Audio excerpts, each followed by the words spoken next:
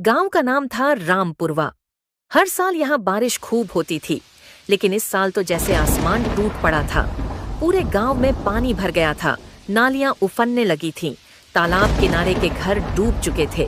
उसी गांव के किनारे एक गरीब आदमी रहता था, भोला राम। उम्र करीब 35, कंधे झुके हुए, शरीर पर एक पुराना गमछा और गीली मिट्टी सनी धोती। उसकी पत्नी सुनीता और 2 छोटे बच्चे, पिंकी और मुन्ना। उनके पास रहने को घर तो था, पर वो भी मिट्टी और घास फूस से बना, जो हर साल बारिश में बह जाया करता था। इस बार भी वही हुआ। सुबह जब तेज बारिश आई, उनकी झोपड़ी की छत टपकने लगी। सुनीता बर्तन लगाकर पानी रोकने की कोशिश करती रही, बच्चे कांपते रहे। लेकिन दोपहर होते होते झोपड़ी की दीवारें गलने लगीं। रात का समय था, बारिश की बूंदें टीन की छत पर लगातार गिर रही थीं।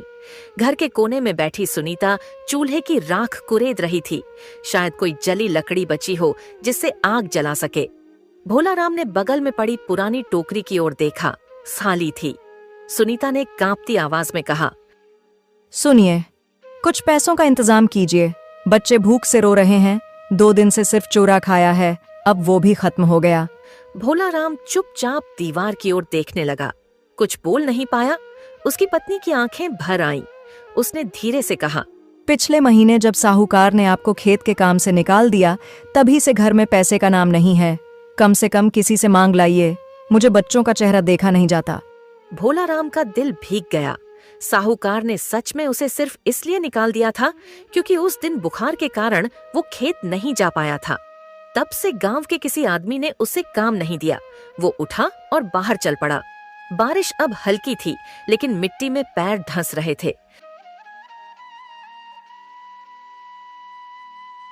वो गांव के चौपाल पर पहुंचा, जहां कुछ आदमी छप्पर के नीचे बैठे थे। भीगी मिट्टी, ठंडी हवा और भूख से भोला राम का शरीर कांप रहा था। भैया, घर में अब तो एक भी दाना नहीं बचा। बच्चा लोग कल रात से भूखा बैठा है, उनकी हालत देखी नहीं जाती। भैया, आपसे हाथ जोड़कर विनती है, थोड़ा आटा, गेहूं, चावल जो भी हो उधार दे दीजिए। जैसे ही कहीं मजदूरी मिलेगी मैं पूरा चुका दूंगा। भैया, बच्चे भूख से बिल्कुल सुस्त पड़ गए हैं। मैं और कुछ नहीं मांग रहा, बस उनके पेट में 2 निवाला चला जाए। भगवान के नाम पर दे दीजिए भैया, उधार ही सही। जैसे ही हाथ में पैसे आएंगे सबसे पहले आपका ही चुका दूंगा। पांव पड़ता हूं भैया। अरे भोला राम, तू हर हफ्ते यही रोना लेकर आ जाता है। सुन, हमारे पास खुद कुछ नहीं बचा है इस बार। घर में आटा, चावल, दाल सब खत्म हो गया है। खुद सोच रहा हूं किससे उधार मांगूं। तुझे कहां से दे दूं भैया? जा कहीं और देख, किसी और से कह। हम तो खुद बड़ी मुश्किल से जी रहे हैं। भगवान ही मालिक है अब। भाई, हमारी मेहरारू भी कई दिन से बीमार पड़ी है। घर में दवाई के भी पैसे नहीं बचे। बच्चे लोग भी भूखे हैं। हम तो खुद दर दर की ठोकर खा रहे हैं। तनी दूर जाके मांग भोला राम, देख कोई और दे देगा। हमारे पास इस बार सच में कुछ नहीं बचा। और तेरा क्या है, तुझे तो आदत है मांग कर खाने की। तू गरीब जो है, मुझे तो लगता है तेरी गरीबी के कारण ही तुझे कोई उधार नहीं देता। अगर तुझे हमने पैसे दे भी दिए तो तू लौट आएगा कैसे? तेरे पास तो कोई काम भी नहीं है। माफ कर, लेकिन मेरी भी मजबूरी है। हाँ, देखो तो इसे, हर साल भीख ही मांगता रहता है रे भोला राम। कभी कुछ काम धंधा भी कर लिया कर। भाग्य भरोसे कब तक जिएगा? बस हाथ फैलाना आता है तुझे। जा यहां से, कहीं और जाके रो अपनी गरीबी का रोना। हर बार यही नाटक करता है। काम करने की आदत डाल। भीख मांगकर पेट भरना कब तक चलेगा रे? भोला राम की आंखों से आंसू टपक पड़े। भीगते कपड़े और ठंडी हवा ने उसे कंपा दिया। खाली हाथ लौटते वक्त उसके दिल में एक ही सवाल था, क्या गरीब का कोई अपना नहीं होता है? वो जैसे तैसे घर पहुंचा। सुनीता ने बिना कुछ पूछे उसके चेहरे को पढ़ लिया। उसने भी कुछ नहीं कहा। उस रात बच्चे भूखे पेट मां से लिपट कर सो गए। भोला राम छप्पर के नीचे बैठा बरसते पानी को देखता रहा। उसी रात पहली बार उसके मन दर्द था। रात गहराती जा रही थी। आसमान में काले बादल गरज रहे थे। बिजली की चमक में भोलाराम की झोपड़ी साफ दिखाई दे रही थी। कच्ची दीवारें, टीन और घास फूस की छत जो हर तेज हवा के झोंके में हिल जाती थी। बच्चे माँ से लिपटे थे। सुनीता के आंचल में पिंकी दुबकी हुई थी। भोलाराम चुपचाप कोने में बैठा बाहर देख रहा था। हवा और पानी का शोर दिल दहला रहा था। अचानक एक जोर की आंधी आई। टीन की छत उड़ गई। मिट्टी की दीवारें भीगकर गीली हो चुकी थीं। तेज बारिश की मार ने दीवारों को तोड़ डाला। झोपड़ी की पूरी पिछली दीवार भरभराकर गिर पड़ी। मिट्टी का पानी अंदर बहने लगा। सुनीता चीख पड़ी। बच्चे रोने लगे। भोलाराम ने जल्दी से सबको बाहर निकाला। बारिश इतनी तेज थी कि चारों तरफ सिर्फ सफेद धुंध और पानी दिखाई दे रहा था। वो सबको लेकर गांव के चौपाल की तरफ भागा। भैया, सुनो ना भैया, घर का पूरा छप्पर गिर गया है। बच्चे लोग भीगते भीगते ठंड से थरथरा रहे हैं। उनका रोना सुनकर कलेजा फट रहा है मेरा। बस आज की रात ही सही अपने घर के किसी कोने में पनाह दे दो, बरामदे में ही सही, जहां बारिश सीधी ना पड़े। मैं कुछ नहीं मांग रहा भैया, बस बच्चों को बचाने के लिए जगह दे दो। देखो तो एक बार कैसे कांप रहे हैं भूख और सर्दी से। भगवान के नाम पर दे दो भैया, तुम्हारे इस एहसान को जिंदगी भर नहीं भूलूंगा। भोलाराम, हम भी किसी तरह जी रहे हैं। हमारे अपने घर में जगह नहीं है। तुम्हारे लिए कहां से करूं इंतजाम? जाओ कहीं और, यहां मत खड़े रहो। हर बार तुम्हारी मदद नहीं कर सकते। उसने कई लोगों से मदद मांगी, लेकिन किसी ने उसकी ओर नहीं देखा। भोलाराम के पैर मिट्टी में धंस रहे थे। ठंडी हवा से बच्चे कांप रहे थे। सुनीता की साड़ी भीगकर उसके शरीर से चिपक गई थी। आखिरकार उसने सबको लेकर चौपाल के पास खड़े पुराने नीम के पेड़ के नीचे बैठा दिया। पेड़ की मोटी डालें थोड़ी सी बारिश रोक रही थीं, पर पूरी तरह नहीं। ठंडी बूंदें लगातार उन पर गिर रही थीं। सुनीता चुपचाप बैठी रही। हवा इतनी तेज थी कि लगा मानो पेड़ उखड़ जाएगा। बच्चे ठंड से कांप रहे थे। राजू ने भोलाराम से पूछा, बाबा, अब हम कहाँ रहेंगे? हमारा घर तो टूट गया ना, सब गीला हो गया, मिट्टी भी गिर गई। बाबा, हम अब कहाँ सोएंगे? मुझे बहुत ठंड लग रही है बाबा। कोई हमें अपने घर में भी जगह नहीं दे रहा। ऐसा क्यों है पिताजी? हमने तो किसी का बुरा नहीं किया, फिर लोग हमारी मदद क्यों नहीं करते? बाबा, क्या हम बहुत गरीब हैं इसीलिए? बाबा, मुझे बहुत डर लग रहा है, हमें अब कौन बचाएगा? भोलाराम के पास कोई जवाब नहीं था। उसकी आंखों से आंसू बह निकले, जो बारिश की बूंदों में मिल गए। वो सारी रात पेड़ के नीचे बैठा रहा। बरसात की बूंदें, ठंडी हवा, बच्चों का सिसकना और पत्नी की खामोशी, हर चीज जैसे उसके दिल पर चोट कर रही थी।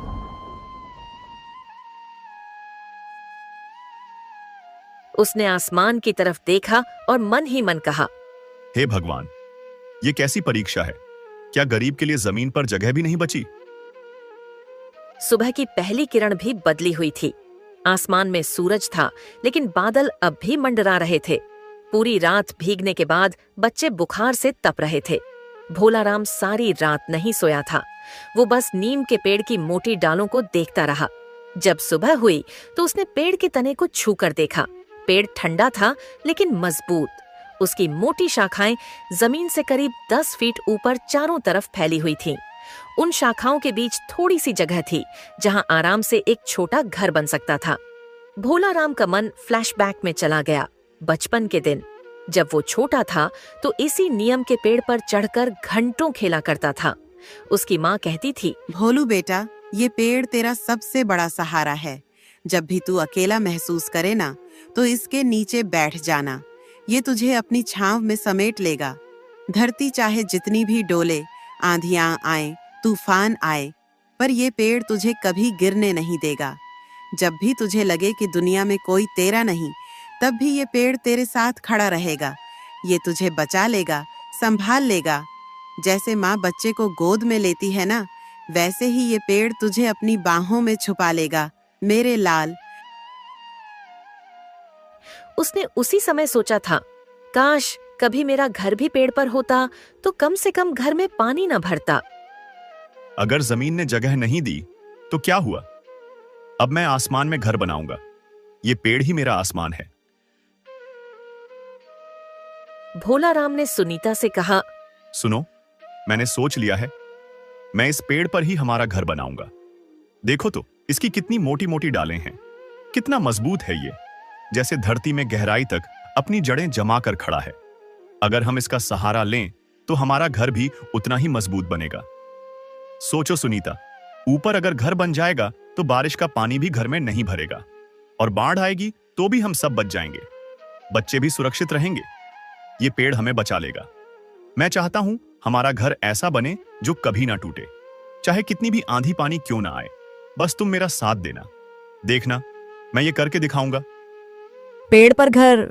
भोलाराम, क्या सच में ये मुमकिन है? देखो ना, हमारा घर तो टूट चुका है, बच्चे ठंड में कांप रहे हैं। मैं सोच भी नहीं पा रही कि अब क्या होगा।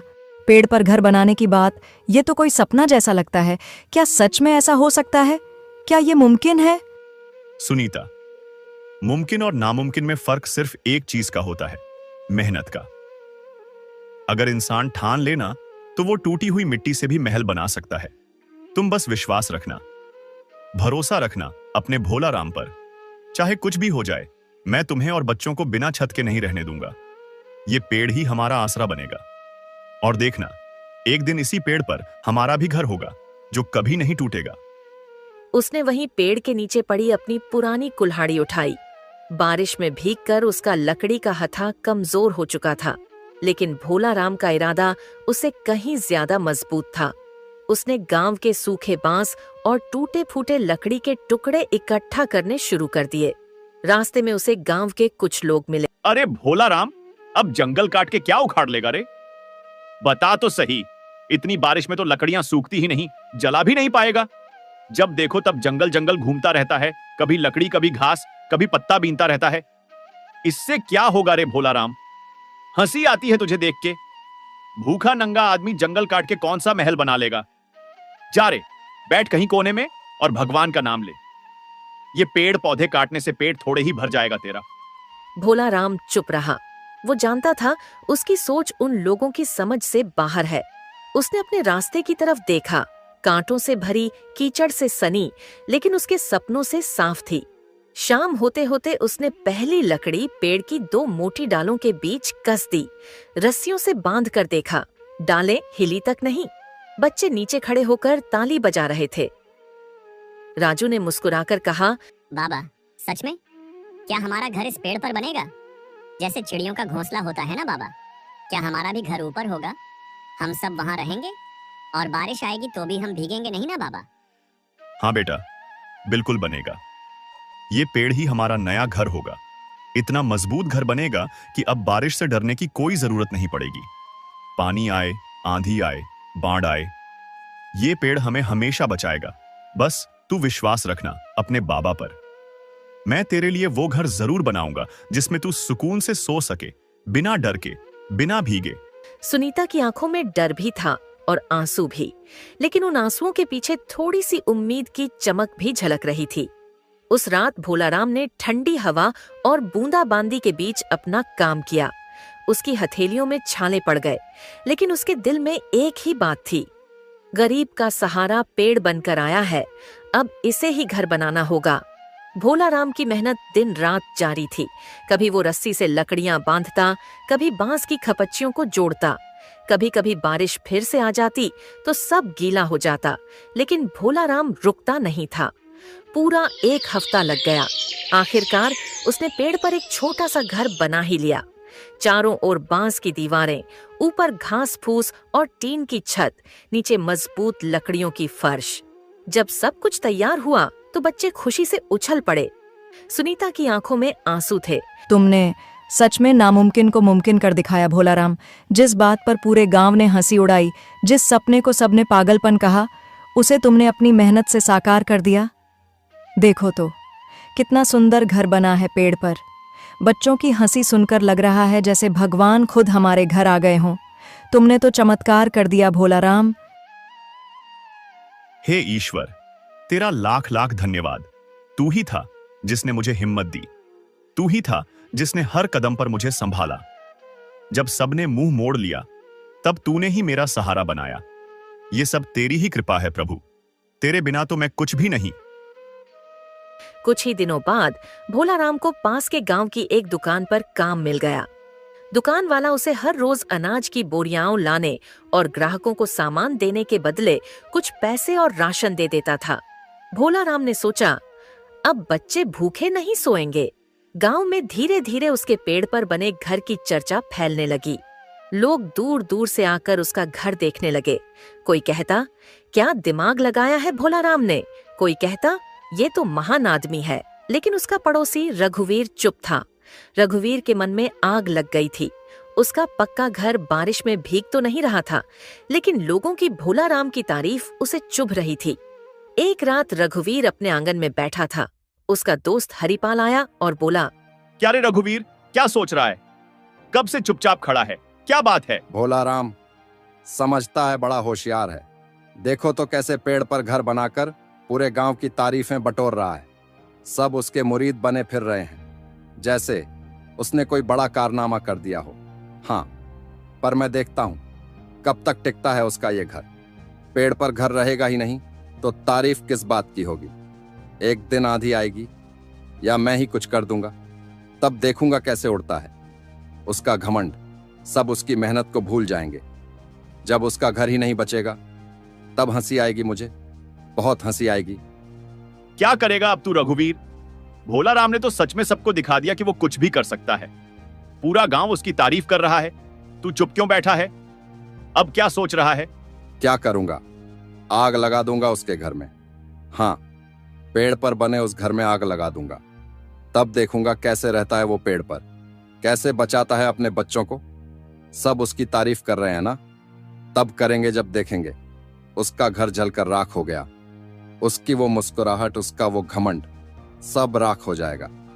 मैं चैन से तभी सोऊंगा जब उसकी आंखों में डर देखूंगा और उसकी आंखों से बहते आंसू देखूंगा।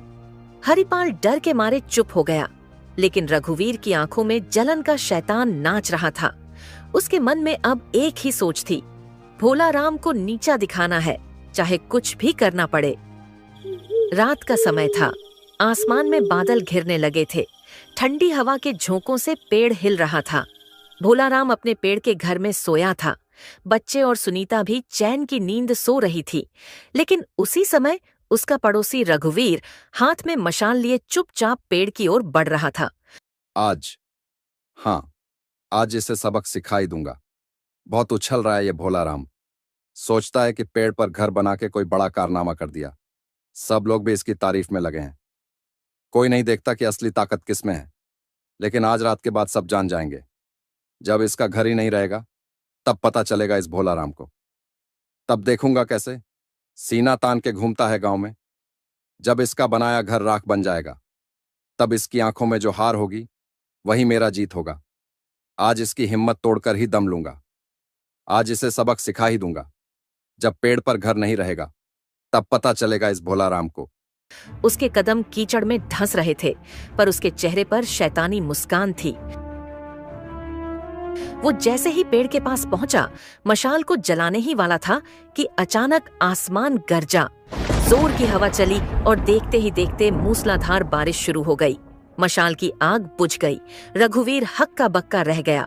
उसके कपड़े भीग गए, हाथ से मशाल गिर पड़ी। वो बदहवास सा चारों ओर देखने लगा। तभी पीछे से हरिपाल की आवाज आई, रघुवीर, क्या कर रहे हो? रघुवीर पलटा, देखा हरिपाल के साथ गांव के कई लोग भीगते हुए खड़े थे। उनके चेहरों पर गुस्सा था। धनेश्वर बोला, हम सब ने सुन लिया रघुवीर। हरिपाल ने हमें सब बता दिया है। तुम्हारे दिल में इतनी नफरत है, इतने जहर भरे ख्याल आते हैं तुम्हारे मन में। एक गरीब आदमी जो अपनी मेहनत से पेड़ पर घर बनाकर अपने बच्चों को बचा रहा है, उसका घर जलाने आए हो।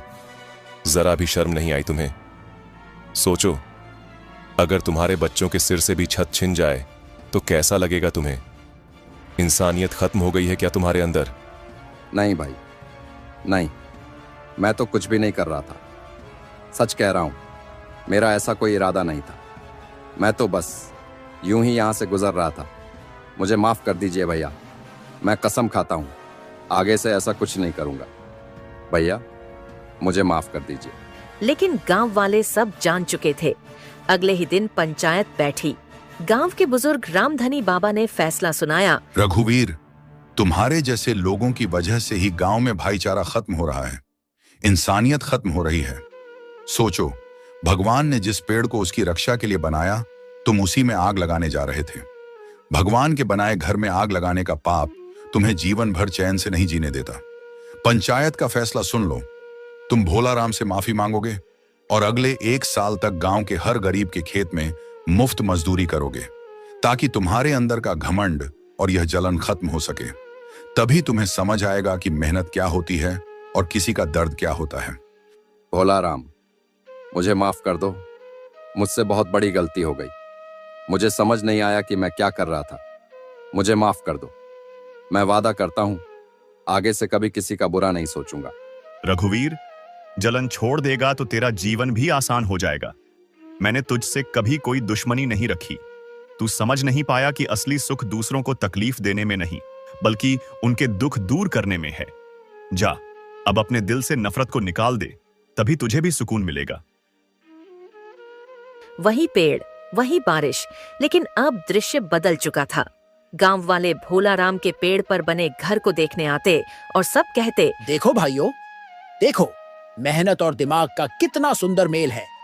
ये भोलाराम है, जिसके पास ना पैसा था, ना बड़ा घर, ना ही किसी का सहारा। लेकिन देखो तो, इसने हार नहीं मानी। अपनी मेहनत और अक्ल से ऐसा काम कर दिखाया जो बड़े बड़े अमीर भी नहीं सोच पाते। पेड़ पर घर बनाना, वो भी इतनी मजबूती से कि बारिश और बाढ़ भी कुछ ना बिगाड़ सके। ये हमें सिखाता है कि अगर इंसान ठान ले तो गरीबी भी उसकी राह नहीं रोक सकती। गरीब आदमी भी अगर चाहे तो अपने परिवार के लिए आसमान तक में घर बना सकता है। बस हिम्मत और भरोसा चाहिए। सच में भोलाराम, तुमने साबित कर दिया कि इंसान की सबसे बड़ी ताकत उसकी सोच और मेहनत ही होती है। भाई, हमारी मेहरारू भी कई दिन से बीमार पड़ी है। घर में दवाई के भी पैसे नहीं बचे। बच्चे लोग भी भूखे हैं। हम तो खुद दर दर की ठोकर खा रहे हैं। तनी दूर जाके मांग भोलाराम, देख कोई और दे देगा। हमारे पास इस बार सच में कुछ नहीं बचा। और तेरा क्या है, तुझे तो आदत है मांग कर खाने की। तू गरीब जो है, मुझे तो लगता है तेरी गरीबी के कारण ही तुझे कोई उधार नहीं देता। अगर तुझे हमने पैसे दे भी दिए तो तू लौट आएगा कैसे? तेरे पास तो कोई काम भी नहीं है। माफ कर, लेकिन मेरी भी मजबूरी है। उस दिन भोलाराम ने आसमान की तरफ देखा। बादल के बीच से सूरज की किरणें निकल रही थीं। ठंडी हवा उसके चेहरे को छू रही थी। उसके दिल से आवाज आई, ईश्वर, सच में तूने गरीब का साथ दिया जब पूरी दुनिया ने मुझसे मुंह मोड़ लिया, जब अपने भी पराये बन गए, जब किसी ने एक मुट्ठी आटा देने से भी इनकार कर दिया। तब भी तूने मेरा हाथ नहीं छोड़ा। तूने ही ये पेड़ भेजा मेरे लिए। तू ही तो है जिसने मुझे रास्ता दिखाया जब मेरे बच्चे ठंड और बारिश में कांप रहे थे। बच्चे हंस रहे थे। सुनीता की आंखों में शांति थी। भोलाराम को यकीन था, कुदरत जिसके साथ हो उसका कोई कुछ नहीं बिगाड़ सकता। जब आपको लोगों की सबसे ज्यादा जरूरत होती है तब कोई साथ नहीं देता, पर जब आप अपने पैरों पर खड़े होने लगते हैं तो वही लोग आपको गिराने आ जाते हैं। लेकिन याद रखना, इंसान साथ छोड़े या साथ दे, ईश्वर सबका मालिक है, वही सच्चा सहारा है।